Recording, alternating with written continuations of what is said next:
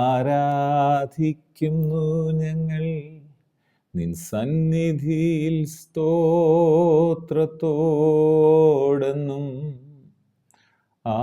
ആരാധിക്കുന്നു ഞങ്ങൾ നിൻ സന്നിധിയിൽ നന്ദിയോടെന്നും. ആരാധിക്കുന്നു ഞങ്ങൾ നിൻ സന്നിധിയിൽ നന്മയോടെന്നും.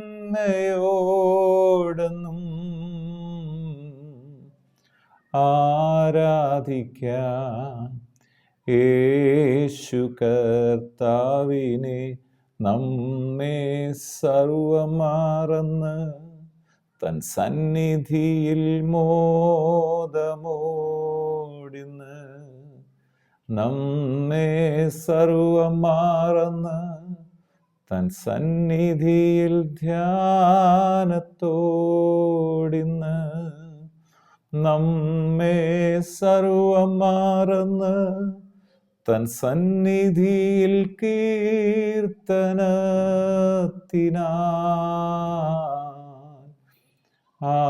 ആരാധിക്കാം യേശു കർത്താവിനെ.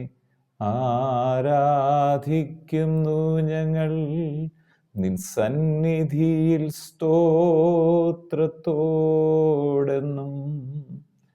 ആരാധിക്കുന്നു ഞങ്ങൾ നിൻ സന്നിധിയിൽ നന്ദിയോടെന്നും. ആരാധിക്കുന്നു ഞങ്ങൾ നിൻ സന്നിധിയിൽ നന്മയോടെന്നും.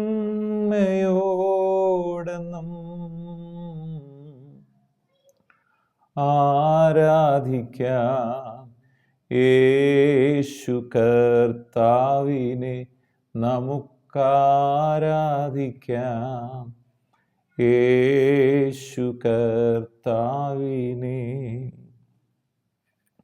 വീണ്ടും വരുന്ന യേശു ക്രിസ്തുവിൻ നാമത്തിലുള്ള സ്നേഹ വന്ദനങ്ങൾ എല്ലാ പ്രിയപ്പെട്ടവരെയും ഈ സമയത്ത് അറിയിക്കുന്നു.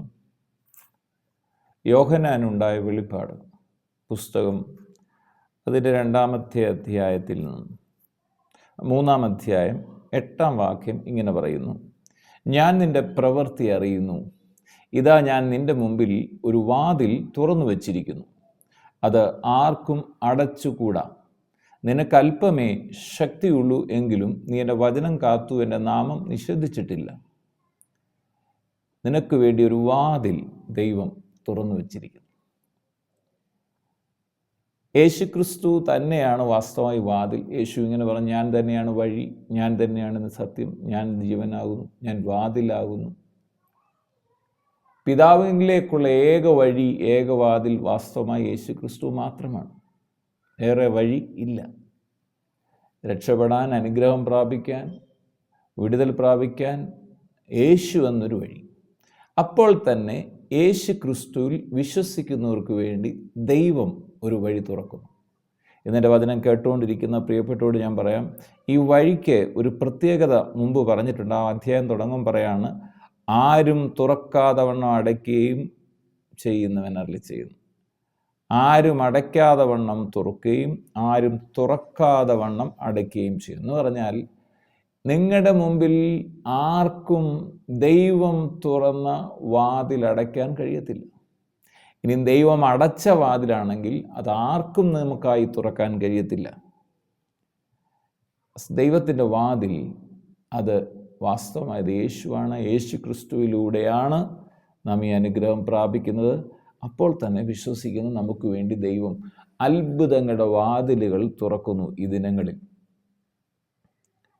ഈ വെളിപ്പാട് പുസ്തകത്തിൽ തന്നെ 1-ാം അധ്യായത്തിൽ പറയുന്നുണ്ട്, യോഹന്നാൻ ഒരു ദർശനം കാണുകയാണ് മനുഷ്യപുത്രനായത് യേശുവിനെ കുറിച്ച്. അവിടെ പറയാം: നിങ്ങളുടെ സഹോദരനും യേശുവിൻ്റെ കഷ്ടതയിലും രാജ്യത്തിലും സഹിഷ്ണുതയിലും കൂട്ടാളിയുമായ യോഹന്നാൻ എന്ന ഞാൻ ദൈവവചനവും യേശുവിൻ്റെ സാക്ഷ്യവും നിമിത്തം പത്മോസ് എന്ന ദ്വീപിലായിരുന്നു. കത്രു ദിവസത്തിൽ ഞാൻ ആത്മവിവശനായി. നീ കാണുന്നത് ഒരു പുസ്തകത്തിൽ എഴുതി Ephesus, Smyrna, Pergamos, തുദൈര്യ, Sardis, Philadelphia, ലവദോക്കിയ എന്നീ 7 സഭകൾക്ക് അയക്കുക എന്നിങ്ങനെ കാഹളത്തിനൊത്തൊരു മഹാനാദം. അങ്ങനെ ഒരു നാദം കേൾക്കുന്നു. ആ നാദം എന്താണെന്ന് കേൾക്കാൻ യോഹന്നാൻ തിരിഞ്ഞു നോക്കുമ്പം അവിടെ കേൾക്കുന്ന ഒരു ശബ്ദം എന്താണ്? അവിടെ കാണുന്ന കാഴ്ച എന്താണ്? 7 പൊൻനിലവിളക്കുകളെയും നിലവിളക്കുകളുടെ നടുവിൽ മാറത്ത് പൊൻകച്ച ധരിച്ച് പൊൻകച്ച കെട്ടിയവനായി മനുഷ്യപുത്രനോട് സദൃശനായവനെയും കണ്ടു. അവൻ്റെ തലയും തലമുടിയും വെളുത്ത പഞ്ഞി പോലെ ഹിമവും വെള്ളയും, കണ്ണ് അഗ്നിജാലക്കൊത്തതും ഉലയിൽ ചുട്ടുപഴിപ്പിച്ച വെള്ളോടിന് സദൃശ്യവും, അവൻ്റെ ശബ്ദം പെരുവെള്ളത്തിൻ്റെ ഇരച്ചിൽ പോലെയുമായിരുന്നു. അവൻ്റെ വലങ്കയിൽ 7 നക്ഷത്രമുണ്ട്. എന്നിട്ട് അവൻ്റെ കർത്താവിൻ്റെ മുഖം അവിടെ സൂര്യനെ പോലെ ശക്തിയോടെ ശോഭിക്കുന്നതായിരുന്നു എന്ന് പറഞ്ഞു. അവൻ്റെ മുഖം സൂര്യൻ ശക്തിയോടെ പ്രകാശിക്കുക. അവനെ കണ്ടിട്ട് ഞാൻ മരിച്ചതുപോലെയായി കാൽക്കൽ വീണു. യോഹന്നാൻ കാൽക്കൽ വീഴുകയാണ്. അവൻ അപ്പോൾ കർത്താവ് എന്ത് ചെയ്യും? അവൻ്റെ മേൽ വലങ്കൈ വെച്ചു. എന്നെ കേൾക്കുന്ന പ്രിയപ്പെട്ടവരെ, നിങ്ങളുടെ മേൽ ദൈവത്തിൻ്റെ കരം വരുന്നുണ്ട്. ഈ വചനം കേട്ടുകൊണ്ടിരിക്കുമ്പം നിങ്ങളേത് തകർച്ചയുടെ നടുവിലാണെങ്കിലും അത്ഭുതകരമായ ഒരു കരം ഇപ്പോൾ നിങ്ങളുടെ നേരെ വരികയാണ്. എന്നിട്ട് പറഞ്ഞാൽ കരം വെച്ചിട്ട് കർത്താവ് പറയുന്നത് ഇതാ, ഭയപ്പെടേണ്ട. എന്നിട്ട് പറയാണ്, ഞാൻ ആദ്യനും അന്ത്യനും ജീവനുള്ളവനും ആകുന്നു. ഞാൻ മരിച്ചവനായിരുന്നു, എന്നാൽ ഇതാ എന്നേക്കും ജീവിച്ചിരിക്കുന്നു. എന്നിട്ട് പറയാണ്, എൻ്റെ കൈവശം ഒരു താക്കോലുണ്ട്. ആ താക്കോലാണ് ഇവിടെ കർത്താവ് പറയുന്നത്. എന്താണ്? മരണത്തിൻ്റെയും പാതാളത്തിൻ്റെയും താക്കോൽ എൻ്റെ കൈവശം. യെശയ്യാ പ്രവാചകൻ്റെ പുസ്തകം നാം വായിക്കുമ്പോൾ അതിൻ്റെ 22-ാമത്തെ അധ്യായം 22-ാം വാക്യത്തിൽ ഇങ്ങനെ പറയുന്നു, ഞാൻ ദാവീദ് ഗൃഹത്തിൻ്റെ താക്കോൽ അവൻ്റെ തോളിൽ വെക്കും. അവൻ തുറന്നാൽ ആരും അടയ്ക്കുകയില്ല, അവൻ അടച്ചാൽ ആരും തുറക്കുകയില്ല.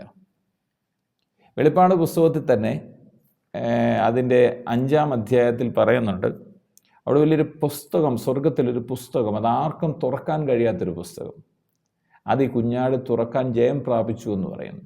അവിടെ പറയാണ്, അതാണ് 5-ാം അധ്യായത്തിൽ കുഞ്ഞാടിനെ കുറിച്ചുള്ള ദർശനമാണ്. ഞാൻ സിംഹാസനം ഇരിക്കുന്ന വലങ്കയിൽ അകത്തും പുറത്തും എഴുത്തുള്ളതായി 7 മുദ്രയാൽ മുദ്രയിട്ട് പുസ്തകം കണ്ടു. ആ പുസ്തകം തുറപ്പാനും അതിൻ്റെ മുദ്ര പൊട്ടിപ്പാനും യോഗ്യനാരുള്ളൂ എന്ന് അത്യുച്ചത്തിൽ ഘോഷിക്കുന്ന ശക്തനായ ദൂതനെയും കണ്ടു. പുസ്തകം തുറപ്പാനോ നോക്കുവാനോ സ്വർഗത്തിലും ഭൂമിയിലും ഭൂമി കീഴിലും ആർക്കും കഴിഞ്ഞില്ല.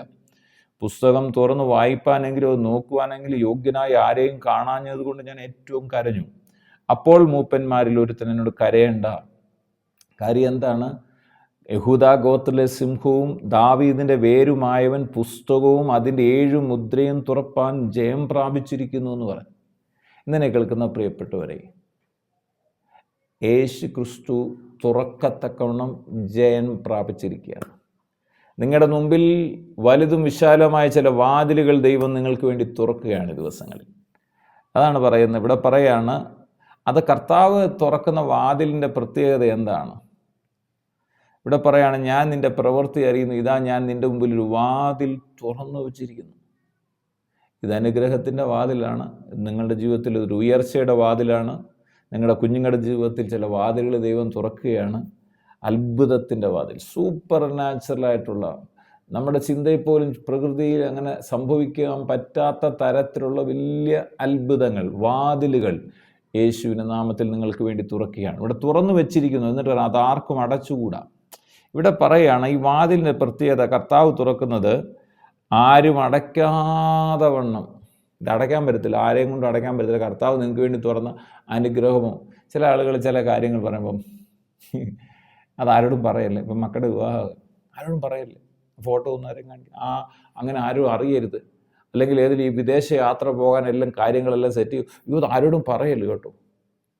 എൻ്റെ പ്രിയപ്പെട്ടവരെ, ദൈവം നിങ്ങൾക്ക് വേണ്ടി തുറന്ന ഒരു വാതിലാണെങ്കിൽ നിങ്ങൾ 1000 പേരോട് പറഞ്ഞാലും നിങ്ങളുടെ ആ യാത്ര ആർക്കും തടക്കാൻ പറ്റത്തില്ല. കാര്യം ദൈവം തുറക്കുന്ന വാതിലിൻ്റെ പ്രത്യേകത, ആരും അടയ്ക്കാതെ വണ്ണം തുറക്കും.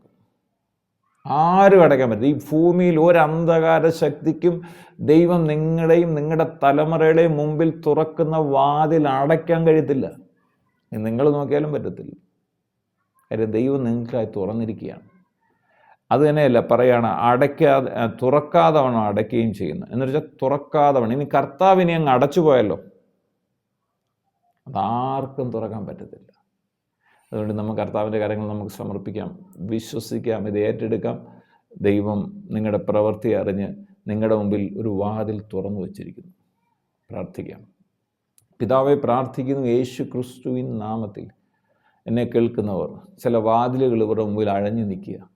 വിദ്യാഭ്യാസം കഴിഞ്ഞു, തുടർന്ന് പഠിക്കാൻ കഴിയുന്നില്ല, വലിയ അനുഗ്രഹത്തിലേക്ക് പ്രവേശിക്കാൻ കഴിയുന്നില്ല. കുഞ്ഞുങ്ങളുടെ പ്രായമായി, വിവാഹപ്രായമെത്തിയവർ വിവാഹം നടക്കുന്നില്ല. അപ്പോൾ തന്നെ ശാരീരികമായി സൗഖ്യം നടക്കുന്നില്ല, സാമ്പത്തികമായി ഉയർച്ച നടക്കുന്നില്ല. എല്ലാം ബിസിനസ്സുകൾ എന്താണോ ഇവരുടെ മുമ്പിൽ അടഞ്ഞിരിക്കുന്നത്, ആ വാതിൽ ഇന്ന് ഇതാ ഇവരുടെ മുമ്പിൽ യേശുവിൻ്റെ നാമത്തിൽ തുറന്നു വരട്ടെ. അതാർക്കും അടയ്ക്കാൻ കഴിയാതെ വണ്ണം തുറക്കപ്പെടട്ടെ.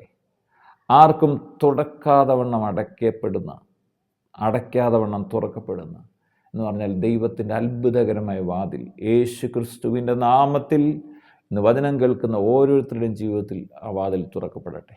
തുറന്നിരിക്കുന്ന വാതിലുകൾ ദൈവമക്കൾ ദർശിക്കാനിടയാകട്ടെ. ദൈവം ഒരുക്കിയിരിക്കുന്നത് ഒരു കണ്ണും കാണാത്തത്, ഒരു ചെവി കേൾക്കാത്തത്, ഒരു ഹൃദയത്തിൽ തോന്നാം. എന്നാൽ പ്രിയപ്പെട്ടവരെ ദർശിക്കട്ടെ.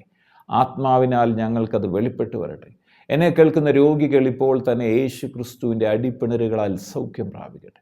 ഹൃദയഭാരങ്ങൾ മാറിപ്പോകട്ടെ, ആകുല ചിന്തകൾ മാറട്ടെ, ഭയങ്ങൾ മാറിപ്പോകട്ടെ. കർത്താവായ യേശു ക്രിസ്തുവിൻ്റെ മഹത്വം ഓരോ വ്യക്തി ജീവിതങ്ങളും വ്യാപരിക്കട്ടെ. പ്രാർത്ഥിച്ച് അനുഗ്രഹിക്കുന്നു. സകല മഹത്വം അർക്കപ്പെട്ട കുഞ്ഞാടിന് യേശു ക്രിസ്തുവിൻ പൊന്നുനാമത്തിൽ തന്നെ ആമേൻ. നീ എൻ സർവനീതിയും ആയിത്തീർന്നതാൽ ഞാൻ പൂർണ്ണനായി.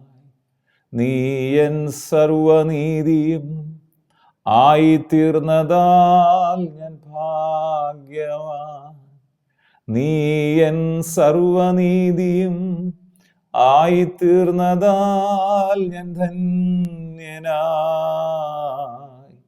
ആരാധിക്കാം യേശു കർത്താവിനെ, ആരാധിക്കുന്നു ഞങ്ങൾ നിൻ സന്നിധിയിൽ സ്തോത്രത്തോടെന്നും. ആരാധിക്കുന്നു ഞങ്ങൾ നിൻ സന്നിധിയിൽ നന്ദിയോടെന്നും. ആരാധിക്കുന്നു ഞങ്ങൾ നിൻ സന്നിധിയിൽ നന്മയോർത്തെന്നും. ആരാധിക്കാം യേശു കർത്താവിനെ.